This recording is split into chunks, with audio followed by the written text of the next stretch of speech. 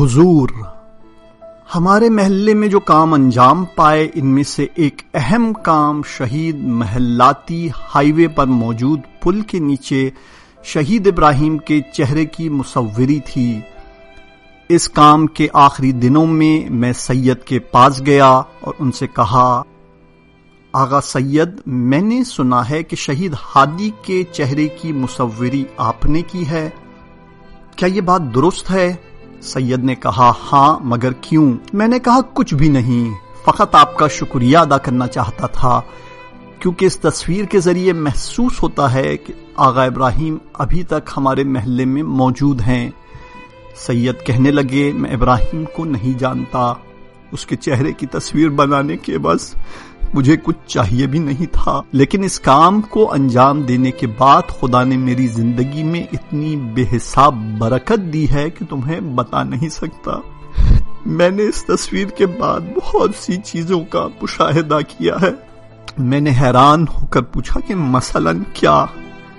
انہوں نے جواب دیا، جب میں نے یہ تصویر بنائی اور جلوہ گاہ شہداء نمائش کا انعقاد کیا گیا تو ایک شب جمعہ کو ایک خاتون میرے پاس آئی اور کہنے لگی، آغا، یہ مٹھائی میں نے اس شہید کے لیے بنائی ہے، آپ اسے یہیں تقسیم کر دیں۔ میں نے سوچا کہ شاید یہ خاتون اس شہید کی کوئی رشتہ دار ہے، اس لیے میں نے پوچھ لیا، آپ شہید کو جانتی ہیں؟ اس نے کہا، نہیں۔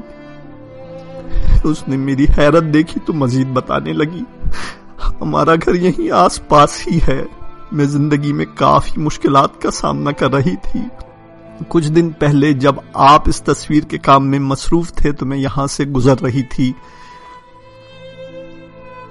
میں نے سوچا، خدایا، اگر یہ شہید تیرے نزدیک کوئی مقام رکھتا ہے تو اس کے حق کے صدقے میں میری مشکلات کو حل فرما۔ میں تیرے ساتھ عہد کرتی ہوں کہ نماز کو اول وقت میں پڑھوں گی۔ اس کے بعد میں نے اس شہید کے لیے فاتحہ پڑھی جس کا نام میں نہیں جانتی تھی۔ آپ یقین کریں کہ میری مشکل فوراً حل ہو گئی۔ اب میں اس شہید کا شکریہ ادا کرنے آئی ہوں۔ سید نے اپنی بات جاری رکھی، پچھلے سال میرے کام کی صورتحال بھی کافی خراب تھی، میں بہت سی مشکلات میں گھر گیا تھا۔ میں شہید کی تصویر کے سامنے سے گزرا تو دیکھا کہ وقت گزرنے کے ساتھ ساتھ تصویر زرد اور خراب ہونے لگی ہے۔ میں نے پاڑ کا انتظام کیا اور رنگ لے کر شہید کی تصویر کو درست کرنا شروع کر دیا۔ مجھے یقین نہیں آ رہا تھا۔ جیسے ہی تصویر کا کام ختم ہوا تو مجھے ایک بہت بڑا پروجیکٹ مل گیا جس کی وجہ سے میری بہت سی مالی مشکلات دور ہو گئیں۔ سید نے اپنی بات جاری رکھی، آغا، یہ شہداء خدا کے نزدیک بہت اعلیٰ مقام کے حامل ہیں، ہم نے ابھی تک انہیں پہچانا ہی نہیں ہے۔ آپ ان کے لیے چھوٹے سے چھوٹا کام بھی انجام دیں گے تو خدا اسے کئی گنا زیادہ آپ کو عطا کرے گا۔ اس نے مسجد میں آ کر مجھ سے ابراہیم کے دوستوں کے بارے میں پوچھا تھا۔ وہ ان سے شہید کے بارے میں کچھ سوال کرنا چاہ رہا تھا۔ میں نے پوچھا، تمہیں کیا کام ہے؟ شاید میں تمہاری کچھ مدد کر سکوں۔ وہ کہنے لگا، کچھ نہیں، میں فقط اتنا جاننا چاہتا ہوں کہ یہ شہید ہادی کون ہے اور اس کی قبر کہاں پر ہے۔ میں سوچ میں پڑ گیا کہ اسے کیا جواب دوں۔ تھوڑی دیر خاموش رہنے کے بعد اسے بتایا، ابراہیم ہادی ایک گمنام شہید ہے اور دوسرے گمنام شہیدوں کی طرح اس کی بھی قبر نہیں ہے، لیکن تم اس شہید کا کیوں پوچھ رہے ہو؟ وہ کافی رنجیدہ ہو گیا اور کہنے لگا، ہمارا گھر شہید ہادی کی تصویر والی جگہ کے پاس ہی ہے۔ میری ایک چھوٹی بیٹی ہے جو ہر روز شہید ہادی کی تصویر کے سامنے سے گزر کر اسکول جاتی ہے۔ ایک دن وہ مجھ سے پوچھنے لگی، بابا یہ کون ہیں؟ میں نے اسے بتایا کہ یہ دشمن کے ساتھ جنگ کرنے گئے تھے اور انہوں نے دشمن کو ہم پر حملہ نہیں کرنے دیا، یہاں تک کہ خود شہید ہو گئے۔ میری بیٹی نے جب سے یہ بات سنی ہے تو وہ جب بھی شہید کی تصویر کے سامنے سے گزرتی ہے تو اسے سلام کرتی ہے۔ کچھ دن پہلے میری بیٹی نے رات کو خواب میں اس شہید کو دیکھا۔ شہید ہادی میری بیٹی سے کہتا ہے، بیٹی تم جب بھی مجھے سلام کرتی ہو تو میں بھی تمہیں جواب دیتا ہوں اور تمہارے لیے دعا کرتا ہوں کہ تم اس چھوٹی سی عمر میں اپنے پردے کا اتنا خیال رکھتی ہو۔ اب میری بیٹی مجھ سے پوچھتی ہے کہ یہ شہید ہادی کون ہیں اور ان کی قبر کہاں ہے۔ میرے آنسو نکل آئے۔ کہنے کے لیے کچھ نہیں تھا میرے پاس، فقط اتنا کہا، اپنی بیٹی سے کہو کہ اگر تم چاہتی ہو کہ آغا ابراہیم ہمیشہ تمہارے لیے دعا کرتے رہیں تو تم اپنی نماز اور پردے کا خاص خیال رکھو۔ اور اس کے بعد میں نے اسے ابراہیم کے کچھ اور واقعات بھی سنائے۔ مجھے یاد آیا کہ ایک بورڈ پر لکھا تھا، شہداء سے ارتباط اور دوستی دو طرفہ ہے، اگر آپ ان کے ساتھ ہیں تو وہ بھی آپ کے ساتھ رہیں گے۔ اس ایک جملے میں بہت سی باتیں پوشیدہ تھیں۔ مارچ 2009 نوروز کے ایام تھے۔ کتاب کی تکمیل کے لیے ہم گیلان غرب کے لیے عازم سفر ہوئے۔ راستے میں شہر ایوان میں پہنچے تو سورج غروب ہونے کو تھا۔ میں صبح سے ڈرائیونگ وغیرہ کی وجہ سے کافی تھک چکا تھا۔ شہر میں ہمیں کوئی سرائے بھی نہیں مل رہی تھی۔ میں نے دل ہی دل میں کہا، آغا ابراہیم ہم تمہارے کام کے سلسلے میں آئے ہوئے ہیں، خود ہی ہماری مدد کرو۔ اسی وقت مغرب کی اذان بلند ہوئی تو میں نے سوچا کہ اگر ابراہیم اس وقت یہاں ہوتا تو حتماً نماز کے لیے مسجد چلا جاتا۔ یہی سوچ کر ہم مسجد کی طرف چل پڑے اور نماز جماعت کے ساتھ پڑھی۔ نماز ختم ہوئی تو لگ بھگ 50 سال کے ایک شخص نے آگے بڑھ کر ادب سے ہمیں سلام کیا۔ انہوں نے پوچھا، آپ لوگ تہران سے آئے ہیں؟ میں نے تعجب سے کہا، جی ہاں، مگر آپ کیوں پوچھ رہے ہیں؟ انہوں نے کہا، آپ کی گاڑی کے نمبر سے سمجھ گیا تھا۔ اس کے بعد مزید کہا، ہمارا گھر نزدیک ہی ہے، آپ کی خدمت کے لیے سب کچھ تیار ہے، آپ تشریف لے آئیں۔ میں نے کہا، آپ کا بہت بہت شکریہ، لیکن ہمیں جانا ہے۔ وہ کہنے لگے، آج رات آرام کر لیجئے، کل چلے جائیے گا۔ میں قبول نہیں کرنا چاہ رہا تھا۔ مسجد کا خادم ہمارے پاس آ کر کہنے لگا، یہ آغا محمدی ہیں، یہاں کی بلدیہ کے ایک بڑے افسر، آپ ان کی دعوت قبول کر لیں۔ میں اس قدر تھک چکا تھا کہ ناچار ان کی دعوت قبول کرنا پڑی۔ ہم وہاں سے اکٹھے ہی ان کے گھر چلے گئے۔ انہوں نے بہت زیادہ اہتمام کے ساتھ رات کا کھانا کھلایا اور ہماری بہت اچھی مہمان نوازی کی۔ صبح ناشتے کے بعد رخصت ہونے لگے تو آغا محمدی نے پوچھا، کیا میں آپ کے اس شہر میں آنے کی وجہ پوچھ سکتا ہوں؟ میں نے کہا، میں ایک شہید کی زندگی پر کتاب لکھ رہا ہوں، اسی کی تکمیل کے لیے ہم گیلان غرب آئے ہیں۔ انہوں نے حیران ہو کر پوچھا، میں گیلان غرب کا ہی رہنے والا ہوں، آپ کس شہید کی بات کر رہے ہیں؟ میں نے کہا، آپ اسے نہیں جانتے، وہ تہران سے آیا ہوا تھا۔ اس کے بعد میں نے بیگ سے ایک تصویر نکال کر انہیں دکھائی۔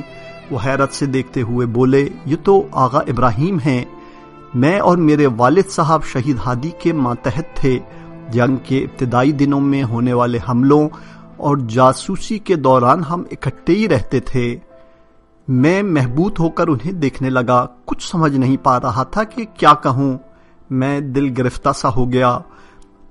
کل رات سے ہم بہترین مہمان نوازی کا لطف اٹھا رہے تھے۔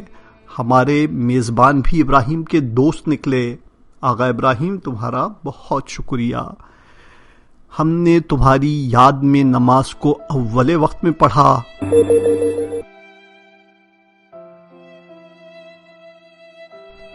سلام ہو ابراہیم پر۔ جب ہم نے ابراہیم کے بارے میں کچھ کرنے کی ٹھان لی تو اپنی ساری کوششیں صرف کر دیں کہ خدا کی مدد سے ایک بہترین کام کو انجام دے سکیں۔ اگرچہ ہم جانتے ہیں کہ یہ کتاب آغا ابراہیم کے کمالات اور بزرگیوں کے ٹھاٹھے مارتے سمندر کا ایک قطرہ بھی نہیں ہے، لیکن اس پر بھی میں نے ابتدائی سے خدا کا شکر ادا کیا کہ اس نے مجھے اپنے اس خالص اور پاکیزہ بندے سے آشنا کرایا۔ اسی طرح خدا کا اس بات پر بھی شکر ہے کہ اس نے اس کام کے لیے میرا انتخاب کیا۔ اس مدت میں نے اپنی زندگی میں عجیب و غریب قسم کی تبدیلیاں محسوس کی ہیں۔ 2 سال کی محنت سے 60 انٹرویوز، کام سے بھرپور کئی سفر اور کئی بار متن کی ترتیب و تنظیم کے امور انجام پائے۔ میرا دل چاہ رہا تھا کہ کتاب کے لیے کوئی ایسا نام منتخب کیا جائے جو ابراہیم کی روح سے ہم آہنگ ہو۔ حاج حسین سے ملا تو ان سے پوچھا، آپ اس کتاب کے لیے کیا نام تجویز کرتے ہیں؟ انہوں نے جواب دیا، آذان، کیونکہ بہت سے مجاہدین ابراہیم کو اس کی دل نشین آذانوں سے ہی پہچانتے تھے۔ ایک اور دوست نے شہید ابراہیم حسامی کا جملہ یاد دلایا جو انہوں نے ابراہیم ہادی کے لیے کہا تھا، پہلوان عارف۔ لیکن میں نے اپنے ذہن میں اس کتاب کا نام معجزہ آذان انتخاب کر لیا۔ میں رات کو انہی موضوعات کے بارے میں سوچ رہا تھا۔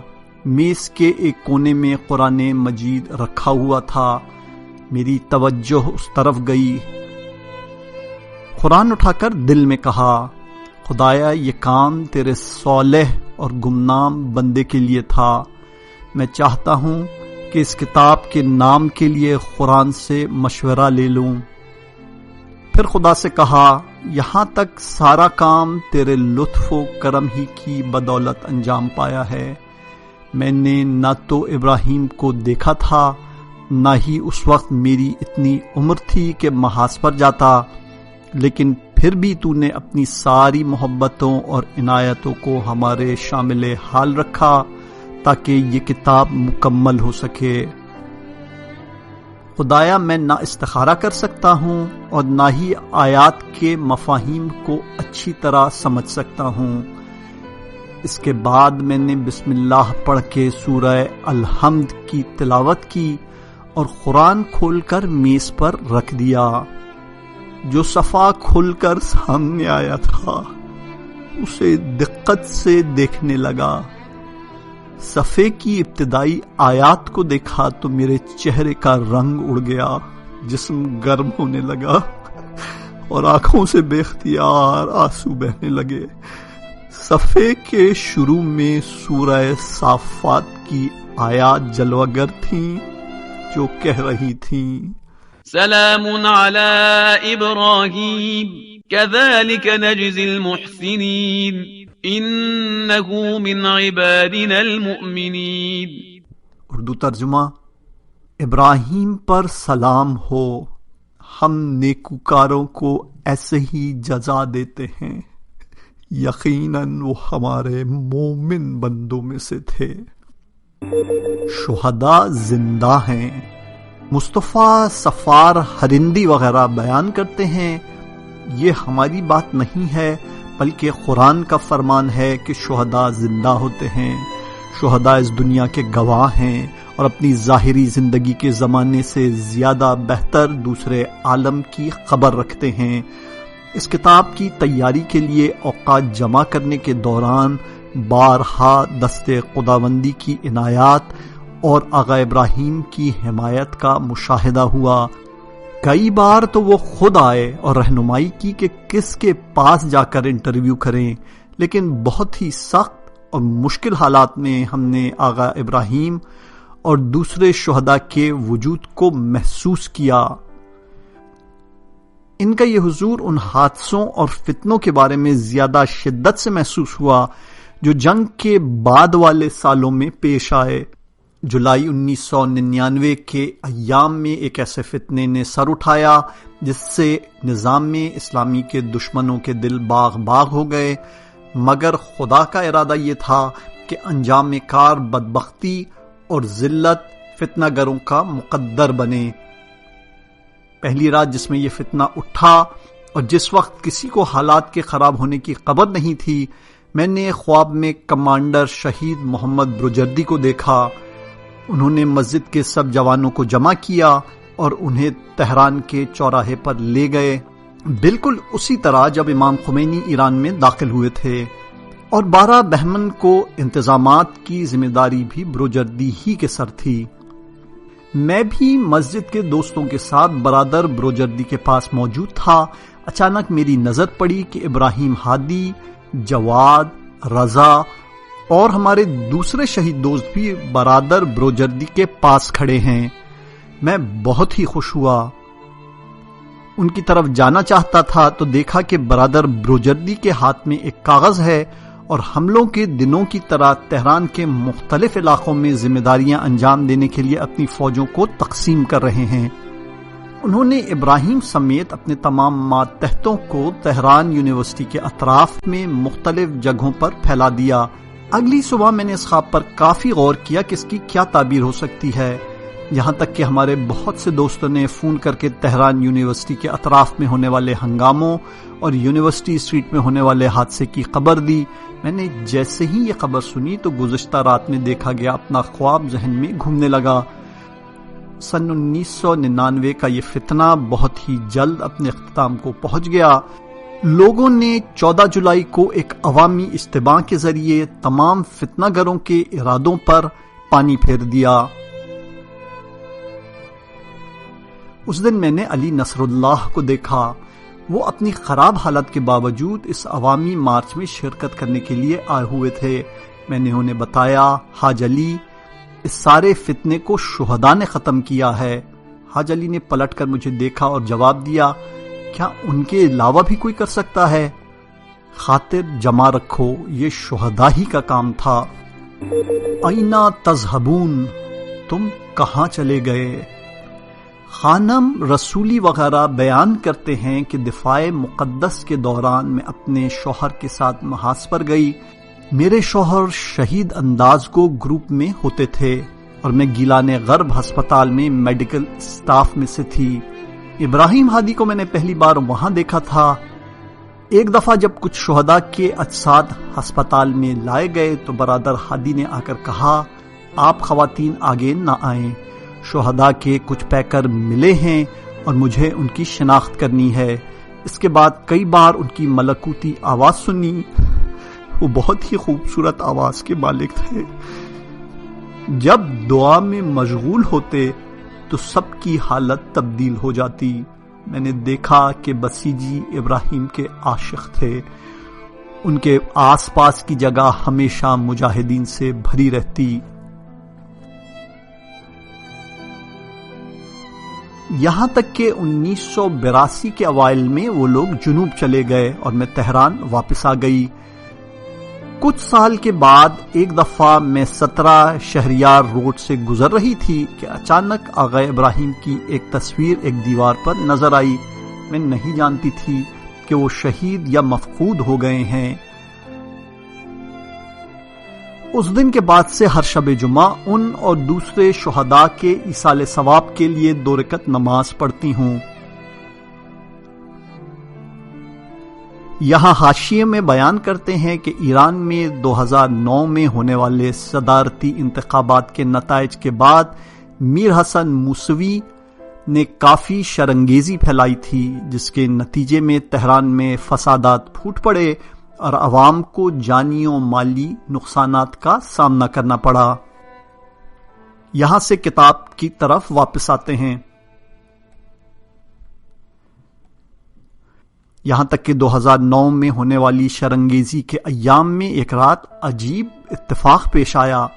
میں نے خواب میں دیکھا کہ آغا ابراہیم اپنا زیبا اور نورانی چہرہ لیے ایک سرسبز ٹیلے پر کھڑے ہیں۔ ان کے پیچھے بہت سے خوبصورت درخت بھی نظر آ رہے تھے۔ پھر دیکھا کہ ان کے 2 دوست جنہیں میں پہچانتی تھی ٹیلے کے نیچے ایک دلدل میں ہاتھ پاؤں مار رہے ہیں۔ وہ نکلنا چاہتے ہیں مگر جتنے ہاتھ پاؤں چلاتے ہیں اتنے ہی مزید دھستے چلے جاتے ہیں۔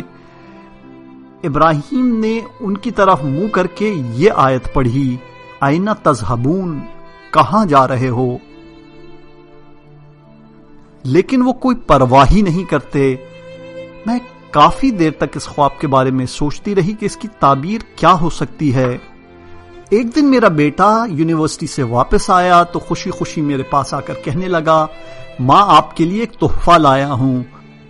اس کے بعد اس نے اپنے ہاتھ میں ایک کتاب اٹھاتے ہوئے کہا، شہید ابراہیم کی کتاب چھپ گئی ہے۔ کتاب کی جلد پر ان کی تصویر دیکھتے ہی میرے چہرے کا رنگ اڑ گیا۔ میرا بیٹا ڈر گیا۔ اس نے پوچھا، ماں کیا ہوا؟ میں تو سوچ رہا تھا آپ خوش ہو جائیں گی۔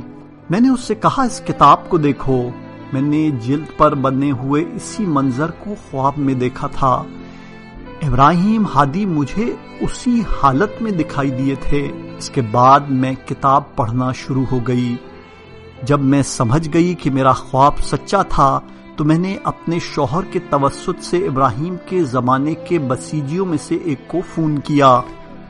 ہم نے ان سے پوچھا کہ کیا انہیں ان افراد کے بارے میں کوئی اطلاع ہے جنہیں میں نے خواب میں دیکھا تھا۔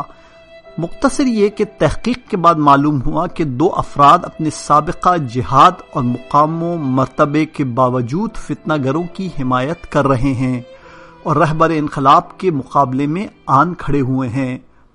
اگرچہ خوابوں کی کوئی شرعی حیثیت نہیں ہوتی، لیکن میں نے اپنا وظیفہ سمجھا کہ انہیں فون کر کے اپنے خواب سے آگاہ کروں۔ خدا کا شکر ہے کہ وہ خواب کافی مؤثر ثابت ہوا۔ ابراہیم ایک بار اپنے دوستوں کے لیے پھر ہادی ثابت ہوا۔ یادگاری مزار۔ شہید ابراہیم کی بہن بیان کرتی ہیں کہ ابراہیم کے بعد میری حالت کافی دگرگوں ہو گئی تھی۔ وہ میری زندگی تھا۔ میں اس سے بہت محبت کرتی تھی۔ وہ صرف بھائی ہی نہیں تھا بلکہ ہمارا استاد اور مربی بھی تھا۔ بارہا وہ مجھ سے حجاب کے حوالے سے گفتگو کرتا اور کہتا، چادر جناب زہرا صلوات اللہ علیہا کی یادگار ہے۔ ایک عورت کا ایمان اسی وقت کامل ہوتا ہے جب وہ حجاب کا خیال رکھے۔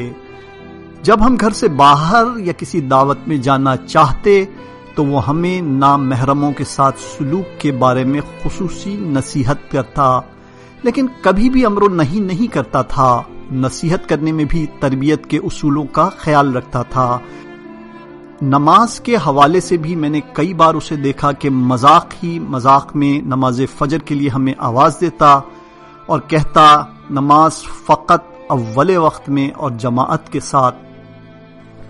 وہ اپنے دوستوں کو ہمیشہ اذان کہنے کی تلقین کرتا۔ اس کا کہنا تھا، تم جہاں کہیں بھی ہو، حتیٰ کہ اگر موٹر سائیکل پر بھی سوار ہو تو جیسے ہی اذان کی آواز سنائی دے موٹر سائیکل روک کر اونچی آواز میں اذان دو اور اپنے پروردگار کو پکارو۔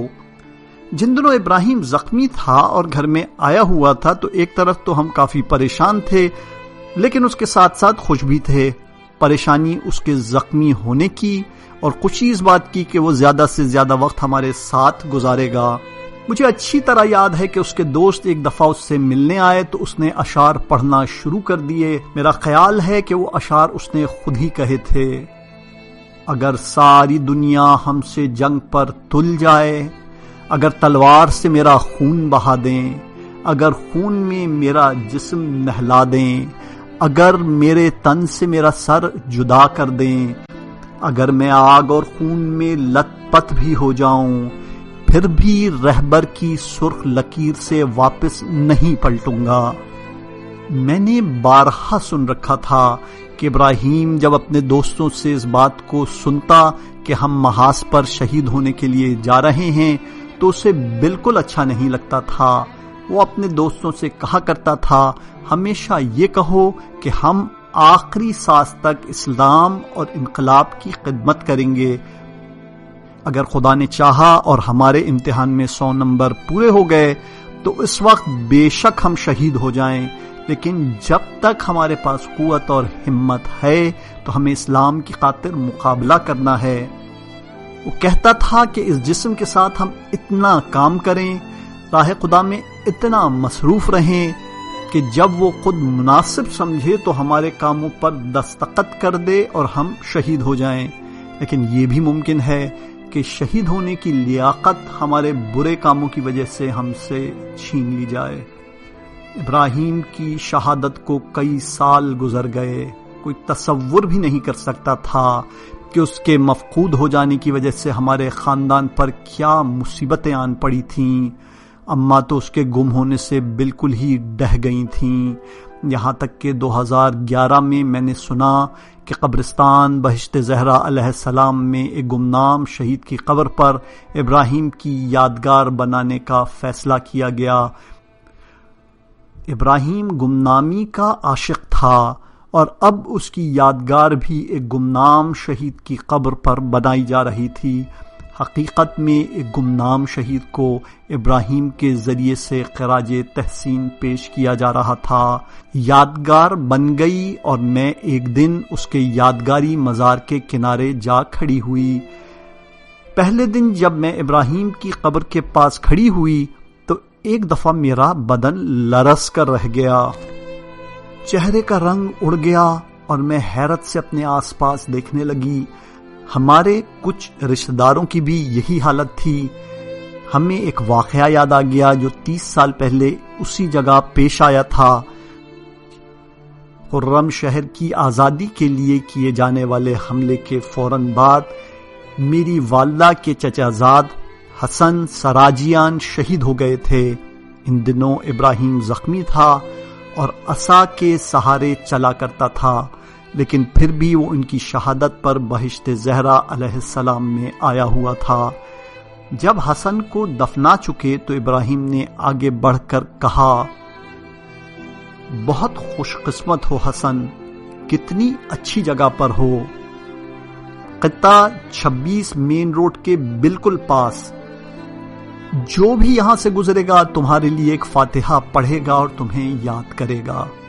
اس کے بعد اس نے کہا، مجھے بھی تمہارے ہی پاس آنا چاہیے، دعا کرو کہ میں بھی اسی جگہ آ جاؤں۔ اس کے بعد اس نے اپنا عصا زمین پر مارا، حسن کی قبر سے چند قبروں کے فاصلے پر ایک جگہ کی طرف اشارہ کیا۔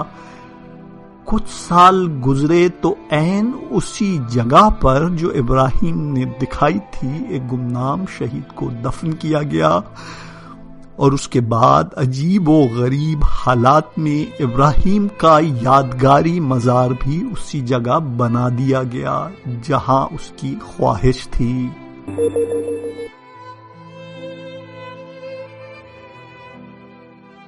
آخری بات، خدا کے لطف و عنایت سے کتاب کی اشاعت کو کئی سال گزر چکے ہیں۔ صرف 2010 سن سے 2013 سن تک کتاب سلام بر ابراہیم کے 50 سے زیادہ ایڈیشن منظر عام پر آ چکے ہیں۔ شاید خود ہمیں بھی اتنی توقع نہیں تھی کہ بغیر تشہیر اور نجی اور سرکاری میڈیا کی فقط مدد سے اور حضرت باری کی عنایات سے اور لوگوں کے روابط سے اس کتاب کی 1,50,000 سے زیادہ کاپیاں فروخت ہو چکی ہیں، اور وہ بھی اس زمانے میں جب کتابوں کے بازار مندے پڑے ہیں۔ اس عرصے میں ابراہیم کے نئے دوستوں کی طرف سے ہمیں ہزاروں فون آئے اور ہزاروں SMS اور ای میلز موصول ہوئیں۔ یہ سب چیزیں اس شہید کے صدقے میں خداوند کریم کی عنایات پر دلالت کرتی ہیں۔ یزد ہسپتال میں سرطان کے مریض کی شہید ہادی کے توسل سے دعا کرنے کے بعد صحتیابی سے لے کر ایک لاؤبالی جوان کی زندگی میں تبدیلی تک جو اتفاقاً ہی اس شہید سے آشنا ہوا تھا، ایک اور جوان جو جہاں بھی خواستگاری کے لیے جاتا نا امید لوٹ کر آتا۔ جب اس نے خدا کو شہید ہادی کے حق کی قسم دی تو ایک ایسے گھر میں اس کی آخری خواستگاری کامیابی سے ہمکنار ہوئی جہاں شہید ہادی کی تصویر سجی تھی، اور انہوں نے بھی اس شہید کے توسل سے یہی دعا کی۔ ان کے علاوہ وہ بہت سے جوان بھی جنہوں نے ابراہیم کے عشق میں پہلوانی کے کھاڑے میں جانا شروع کر دیا اور خدا کی خوشنودی کو مرکز و محور بناتے ہوئے اپنے تمام کاموں کو منظم کرنے لگے۔ ان سالوں میں کوئی ایسا دن نہ تھا کہ ہم اس کی یاد سے جدا رہیں، ہماری زندگی اس کی یاد سے منسلک ہو کر رہ گئی تھی۔ ابراہیم نے ایک ایسا راستہ ہموار کر دیا تھا کہ خدا کی عنایات کی بدولت 30 سے زیادہ اور کتابیں بھی مرتب ہو گئیں۔ جو راستہ اس نے ہمیں دکھایا تھا اس کے ذریعے دسیوں ایسے گمنام شہیدوں کے چہرے اسلامی معاشرے کے سامنے ابھر کر آئے جو اس سرزمین کی مختلف مقامات پر گوشۂ گمنامی میں پڑے ہوئے تھے۔ ایسی کتابیں مرتب ہو گئیں جن کے دسیوں ایڈیشن چھپے اور تقسیم ہوئے۔ شاید پہلے دن سے ہمیں اس چیز کی کوئی توقع نہیں تھی کہ ایسا ہوگا، لیکن ہمارا پیارا ابراہیم اخلاص و بندگی کا نمونہ دوسرے ممالک اور اقوام کے جوانوں کے لیے بھی ایک عملی اخلاق کا آئیڈیل بن کر سامنے آیا۔ برصغیر سے ہمارے کچھ دوستان آئے، انہوں نے اس کتاب کو اردو میں ترجمہ کر کے برصغیر میں شائع کرنے کی اجازت چاہی۔ ان کا کہنا تھا کہ ابراہیم اس خطے کے مسلمانوں کے لیے ایک بہترین نمونہ ہے۔ فروری 2014 میں پہلا اردو ترجمہ شائع ہوا۔ اس کے بعد کچھ غیر ملکی دوستوں نے انگریزی میں اس کتاب کے ترجمے کی خواہش ظاہر کی۔ ان کا ماننا تھا کہ ابراہیم تمام انسانوں کے لیے اخلاق کا عملی نمونہ ہے۔